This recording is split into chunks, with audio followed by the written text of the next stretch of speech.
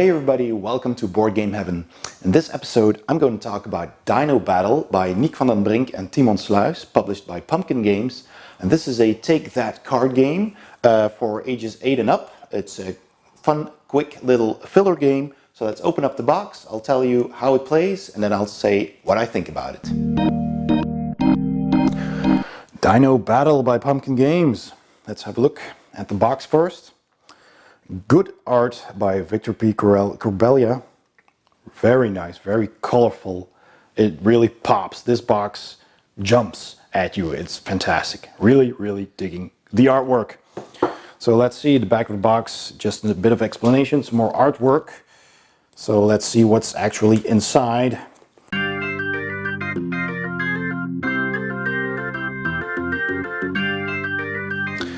So first we have a rule book. And there's multiple rule books in here in multiple languages. So we've got a Dutch version, there is a German version, and an English version. Alright, and there's a deck of cards. So let's open up those, have a look at them.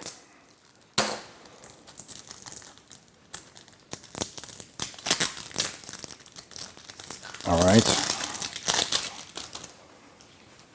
so they're nice and thick plastic kind of, so you know, I don't see the need for sleeving those. I think they're water repellent, so that's cool. They have a nice artwork on the back and very colorful artwork on the front. So we have all these different dinosaurs, the Spinosaurus. And, you know, very colorful art with all these icons on them as well. The meteorite impact. So, okay, and there's a couple of special cards in here as well. Right, so that's what you get with the box. Let's explain the rules. So, how to play Dino Battle. You've got a deck of cards with all these dinosaurs in it, and you shuffle that deck of cards. And then you pass each player 4 cards. So let's say we're playing a 3-player game, and I'm just gonna play with open cards for now to show you the example. So everybody gets 4 cards, and then you put the rest of the deck, which is the draw deck, in the middle of the table. So let's just say this player has this hand and this player has this hand. I'll turn them around, it's a bit easier. Alright, of course you don't show your cards, but for the example here. So this is my hand. Alright, now the trick of the game is to play cards matching these cards that are on the menu of the card in your hand. And so the first player simply picks a card. Now I've got 3 of the same ones, so I'm going to play the Tyrannosaurus, and then I draw back another card back to 4. So then the next player has to act on that card. So if he has a card that can deal with the Tyrannosaurus, that can basically eat the Tyrannosaurus, then he has to play that card. So looking at his cards, he's got a Dilophosaurus who doesn't, he's not big enough because, as you can see, he can only eat some of the smaller dinosaurs. He can't deal with the Tyrannosaurus. This guy is pretty big, but also not big enough for the Tyrannosaurus. And here's the Velociraptor, who on its own can only take on these 2 small dinosaurs here, but in the case of the Velociraptor, if you have 2, you can choose to play both cards and then they can take on these 3 dinosaurs as well, and if you defeat them you draw back up 2 cards as well. But there's no Tyrannosaurus on this, so unfortunately this player does not have anything to beat the Tyrannosaurus. That means he has to pick a card and still play it, but he doesn't get to draw back up, which means he's down a card. and closer to extinction. So let's keep our options open, and I'm gonna say, well, I'm gonna play this card because he can only beat 2 dinosaurs, and I don't get to draw back up. Then the third player's turn. He has to beat this Carnotaurus. So let's see. He's got the Allosaurus. Who can eat the Carnotaurus? Because that's the icon here that matches the card. So this guy can eat that guy. So he could play that one. And that's basically all he can play because the other cards do not beat this one. So he's going to have to play this card, which is a valid play, and he gets to draw another card. So then it's my turn again. And so this goes on and on and on until somebody is down to 1 card, and when that person cannot play that 1 card, then he's out. And then you check how many cards the other players still have on their hands, and the person with the most cards left wins the game. You can also choose to play multiple rounds, and then you simply tally up the cards that you have left, and the first person to reach 10 points wins the game then, so then it takes a bit longer, which is also nice. And there are also more variants. You have a variant adding these survival cards. There's an A, B, and C card twice in here. You shuffle these, and you give each player 1 of those cards. Now, when you're playing with this option, then once you can't play a card, you're out. You're out of the round, so it's sudden death, basically. And what they do, so you keep these cards basically as a last resort. So if you can't play a card, you're going to have to choose one of these, the one you got dealt. So what do they do? This one tells you can choose either of these 2 options. And this one lets you refresh your entire hand. So you take your entire hand, put it on the bottom of the draw deck, and draw 4 new cards. This one says you can deny the last card played. So if somebody played this card and I can't react to that card, I can tell them, okay, I'm going to deny that card, I'm going to play this one, and you just keep it in front of yourself. And then this card gets discarded to the bottom of the draw deck, and then that person has to play a new card that also has to match this card. So that's a pretty powerful option you have there, because if that person can't react to that card, then he's out of the game. So now he has to play something new, and then hopefully either he can't play and he's out, or he does play something and draws back a new card, and then you react to something else, and hopefully you can react to that. Otherwise, you're out of the game. Then the B card here has this card which says draw card, and actually the rules say you draw 2 cards, so ideally this should have been 2 cards on the icon here. So you draw 2 cards, you add them to your hand, and then you pick 2 cards from your hand and discard them to the bottom of the deck. And hopefully you'll have better cards, and then you still have to react to the last card played. This tells you to pass. So basically, if you can't play, you could play this card, say, okay, I'm going to pass, and then you don't do anything, and then the next player has to react to the last card played. And finally, there is the C card, which says swap hands with another player. So hopefully you'll get better cards. So you just swap cards, or I can play a new card from the deck. So that means if somebody played a card that I can't react to, I play this card, I choose this option, I simply pick the top card, flip it over, and then I have to react to that card instead. So I still have to play, but hopefully it's a better card for me to continue with. So that's these 3 cards. So that's a variant, which gives you more options, but you have to play. If you can't react to a card, you're instantly out. And then there's another option to add to that same sudden death gameplay. That's these 6 cards. These are event cards, and these were called survival cards. So let's see. What this card does, you can only play this. These are all laid out on the table. So they're open to see for everybody, like that.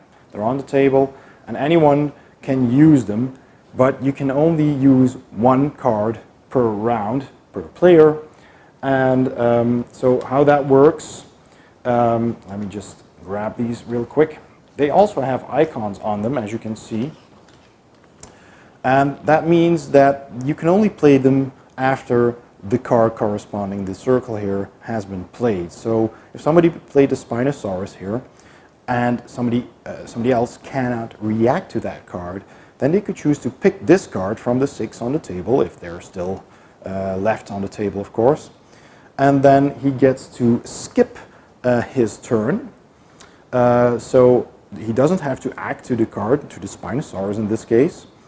And he can also take one of the survival cards, so one of those ABC cards, that have already been played either by himself or by another player, because you keep them in front of yourself after you've played them. So you can take one of those cards onto his hand and keep it for later. So that does give you quite an advantage. Then there's the Dino Baby cards. So if one of these two cards is on top of the discard deck and you can't react to that, you could pick this card from the table if it's still there, and then you ask the person to your left if he has an Oviraptor.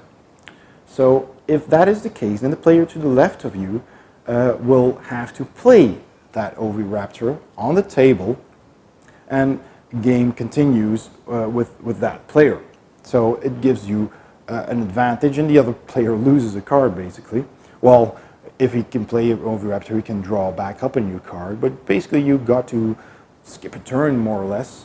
But if he doesn't have an Oviraptor, then you get to draw a new card. Basically, this baby is born, and you draw a card, and you still have to react to the last card played. So that's one of these two dinos, probably. But you're one card richer, basically. You're one card ahead of the rest. Then there's the virus card. So if this happens, you can only play this after one of these two dinos have been played or is on top of the deck. And then you say, okay, I'm going to play the virus. And you pick a dino card from your hand. And it has to be a dino card. It can't be the meteorite. And then all the other players have to match that same card. So, for example, if I play the virus and I play a Velociraptor, for example, then all the other players have to play any Velociraptor that they have, and they have to place them all on top of yours, because the virus will, kill all Velociraptors. So that means player could be down a number of cards. So that's what that one does. Then you've got the Continental Drift card, which you can only play after one of these smaller dinosaurs have been played. So that's the Compsognathus and the Oviraptor.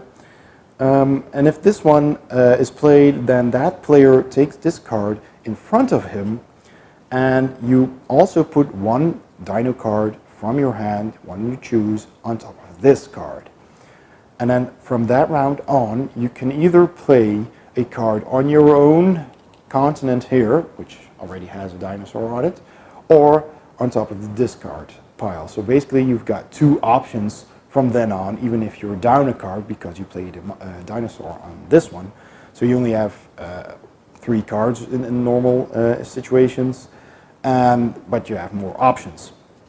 Now, if the draw deck ever runs out, you leave the top 3 cards from the discard pile on the table, and you shuffle out the rest, and you make a new card.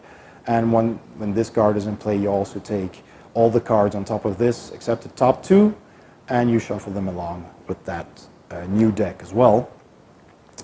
Then there is the New Era card, and this card can only be played after the meteorite has been played, and it basically means you take all the cards from the discard pile, and you shuffle them, and you place them on the bottom of the draw deck if there's any cards left.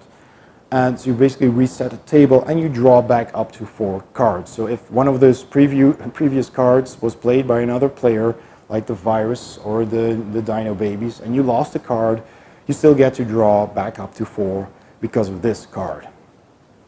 And then you still have your turn, so you can play a Dino card of choice in the New Era and draw one back up. And then finally there's the Hunger card, which is actually more like a cannibalism card, because the player who chooses this card can only play it after the Tyrannosaurus has been played. and he puts that card in front of him, and then he can play the similar dinosaurs on top of each other as well. So the first time he plays this, he has to play a Tyrannosaurus on the discard pile, because that was the one that was on top.